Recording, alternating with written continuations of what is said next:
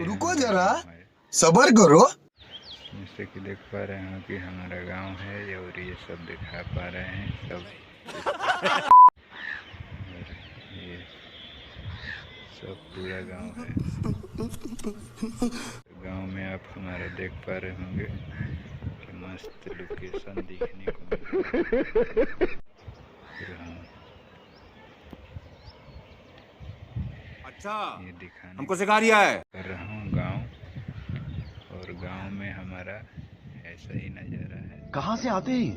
आप लोग देख पा रहे होंगे कि बहुत खूबसूरत पर